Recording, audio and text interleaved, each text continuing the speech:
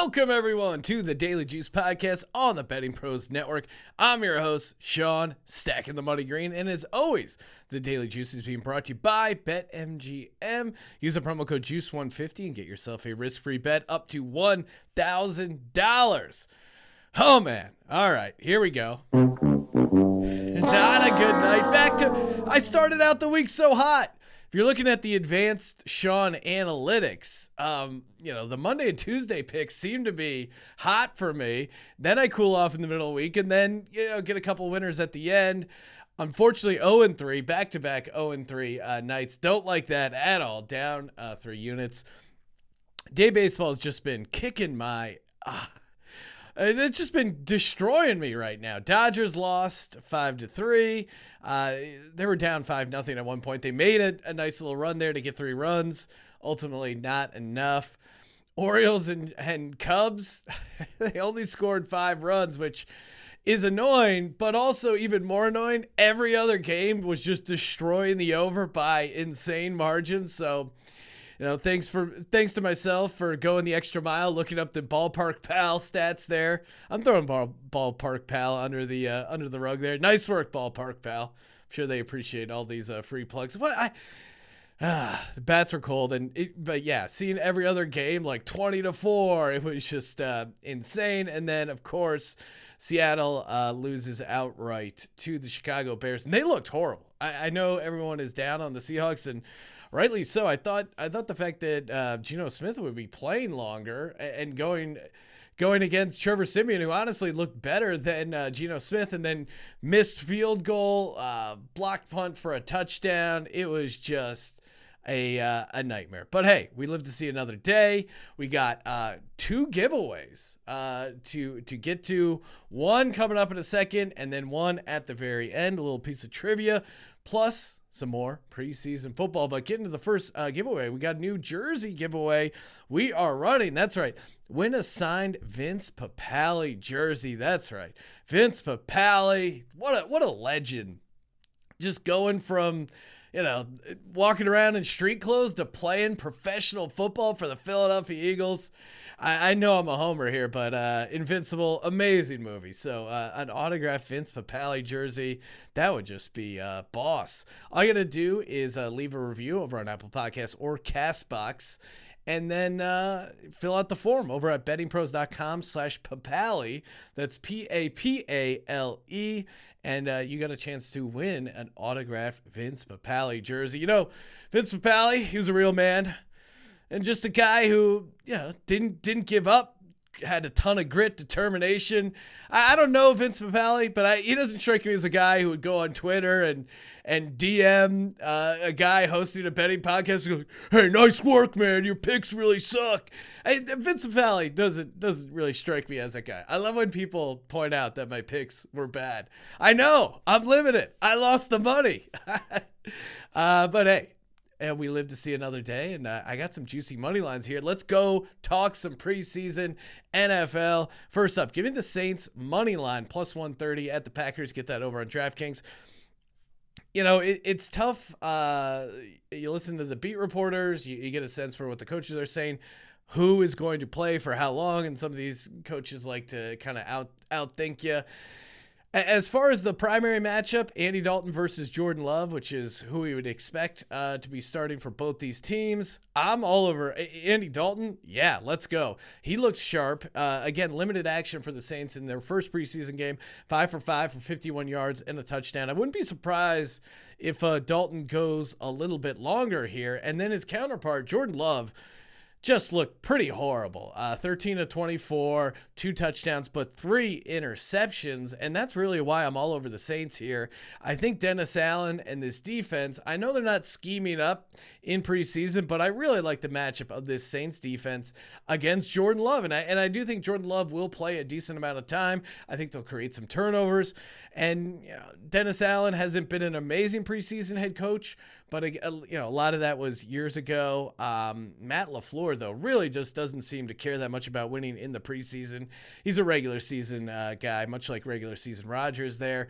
Matt LaFleur 2-6 in preseason, so I don't expect to see a ton there. And Olave didn't do much in game one, I wouldn't be surprised if they go out of their way to force feed him, get him going. He's a fun prospect. I think he could end up having a decent game. It's that balance of like, you don't want him to get injured, but again, Olave's a rookie. I think they're going to want to get him up to speed, get him some confidence. So I wouldn't be surprised if they force feed him some targets, and I think that will help. But plus 130 on the money line, Saints at the Packers. Next up for preseason football. That's right. Give me the Texans -2, -110 at the Los Angeles Rams. You can get that over on win. Starting quarterback Davis Mills is expected to play a decent chunk of time.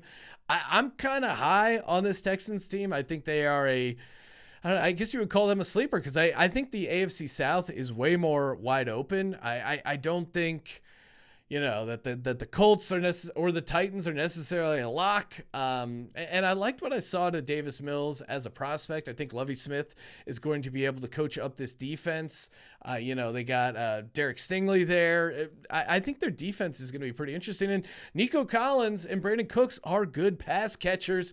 And really, why I like the Texans, especially in this preseason game, is rookie running back Dameon Pierce.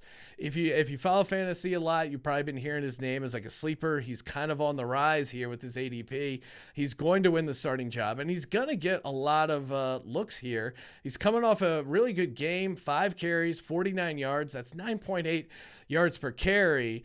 Meanwhile, the Rams, they're expected to play very, very few starters. And the Texans, again, it's new head coach. I think they're still figuring some things out. Rams just came off a Super Bowl win. And if you watch that first Texans game, like Lovie Smith had the defense fired up, especially by preseason standards, flying around, creating some turnovers. Again, Rams, very few starters will be playing. Davis Mills, extended look there. So, give me the Texans -2. I think this is a pretty good spot for them. Hey, guys, have you downloaded the Betting Pros pick tracking app?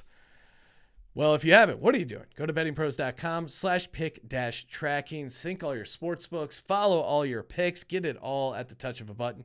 Again, don't be the guy who's like manually entering all that stuff in the spreadsheet. Let the computers do the heavy lifting for you. bettingpros.com/pick-tracking. Get set up there today.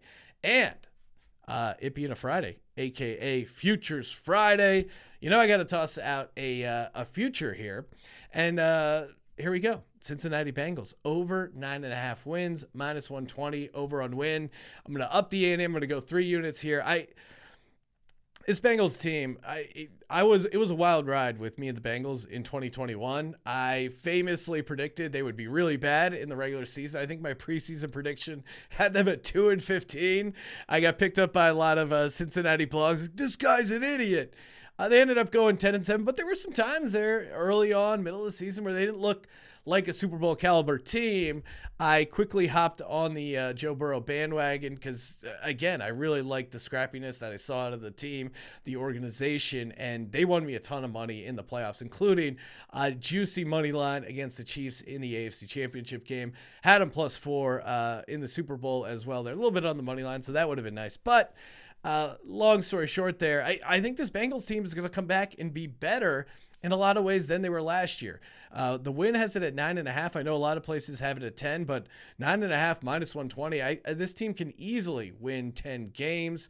To me, their biggest offseason move was bringing in La'el Collins. Like, it was a miracle that the Bengals won that game against the Titans where they let up 9 sacks. I think that was a playoff record for most sacks allowed and still winning a playoff game.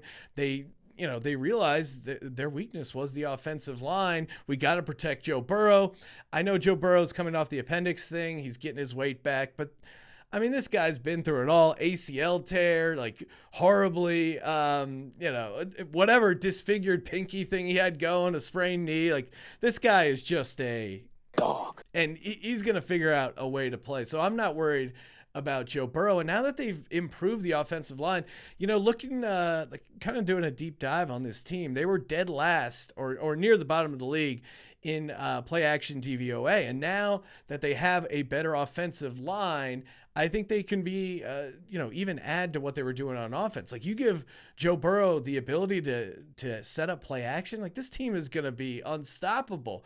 We all know the skill players they have there on offense, and they're Jamar Chase, T. Higgins, Tyler Boyd, Joe Mixon. Like, they have a really good cast of offensive characters there. Hendrickson on defense. The defense continues to be able to rush the passer, create some sacks, create some good opportunities. But for me, the most exciting thing I saw about this Bengals team was they found ways to win a lot of different types of games, right? Like whether it's a 34-31 shootout against the Kansas City Chiefs or a 19-16 grinded out game with the Tennessee Titans. I looked at a bunch of the regression factors, turnover differential, one-score games. Like there was nothing crazy there jumping out at me. And again, I like Joe Burrow. I like the fact they're bringing everyone back. They seem to be in a really good position. And last but not least, Money McPherson. That's right, their kicker. He was 9 of 11 on field goals of over 50 yards, a rookie record there. And he made all 14 of his postseason kicks, including 2 game winners. So you have a clutch kicker. You have a defense that can rush the passer, create some opportunities, maybe create some turnovers. And you got Joe Burrow and a great cast of skill players. I really, really like their chances. So give me the Cincinnati Bengals over 9.5, minus 120 over on win. Let's do it for 3 units. I'm feeling bold and ready to up the ante here. I promise you 2 giveaways. And listen closely because I'm going to play a sound drop of a former Cincinnati Bengal I got to interview during Super Bowl Media Week. Don't Google it. These are all in the honor system. First person to correctly guess that Cincinnati Bengal.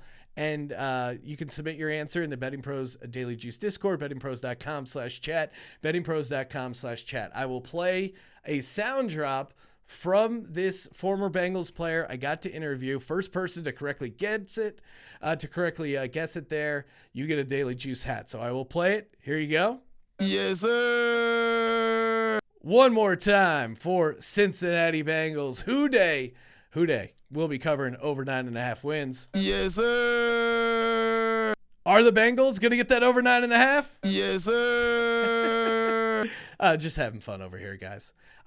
So yes, Bengals over 9.5 wins, minus 120 on win for 3 units. Texans -2, minus 110 also on win against the Rams there. Saints money line plus 130 at the Packers. Get that on DraftKings.